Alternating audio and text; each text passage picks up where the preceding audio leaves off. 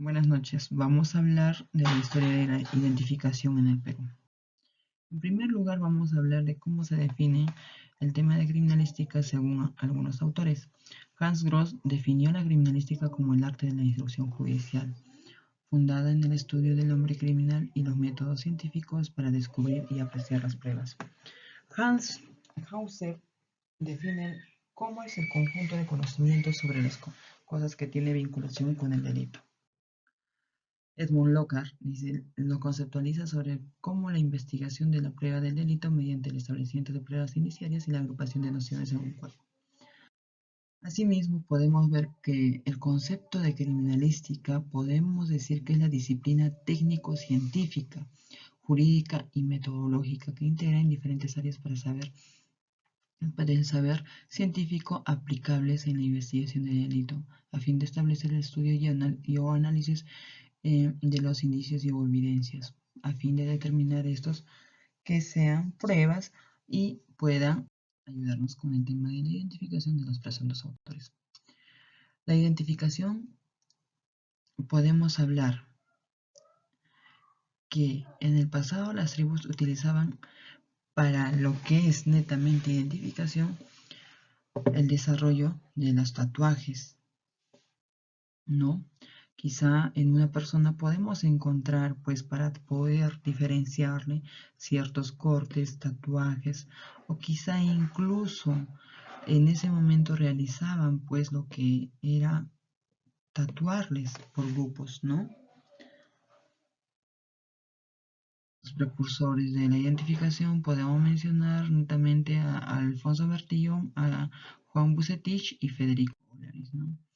Los precursores. Si bien es cierto, en lo que es la xiloscopía en el Perú, en el gobierno de Morales Bermúdez se implantó la Oficina Central de la Policía anexa a la Subprefectura de Lima, la sección de identificación con la misión de identificar a todas las personas naturales mediante el empleo del sistema antropométrico. ¿A qué nos referimos el sistema antropométrico? El sistema antropométrico es la medición justamente de ciertos rasgos, ¿no?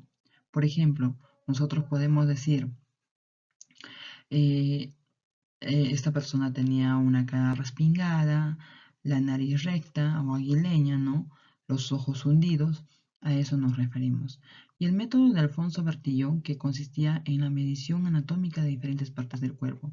En cambio, Alfonso Bertillon, justamente lo que se implanta en el Perú, es estas dos teorías que son: ¿qué medida puede tener el brazo? ¿Qué medida de repente puede tener el cerebro? Quizá el tamaño de las orejas, quizá el tamaño de los ojos, ¿no? Asimismo, en el gobierno de Óscar Benavides Larrea se dispuso sustituir el sistema antropométrico por el sistema dactiloscópico, que fue el sistema que creó Juan Bucetich, o el argentino, ¿no?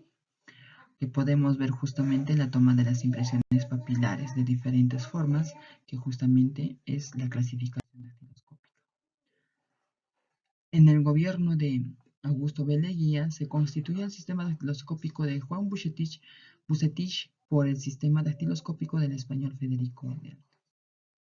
En la clasificación dactiloscópica podemos tener aquí una serie de clasificaciones que son adeltos puros, o quizá incluso un sinistro delto, un dextrodelto y un bidelto, ¿no? ¿Por qué hablamos de un sinistro delto? El tema de las deltas, que justamente vamos a ver más adelante. Luego hablamos de la anatomía de la piel. ¿Por qué hablamos necesariamente de la anatomía de la piel? Porque nosotros tenemos en lo que son nuestras, justamente en nuestras yemas, podríamos decir nuestro dedo o en nuestro cuerpo, lo que es la dermis y la epidermis. Dentro de la dermis pues encontramos las glándulas sudoríparas, el conducto sudoríparo. Esto que genera que nosotros transpiremos mediante los poros.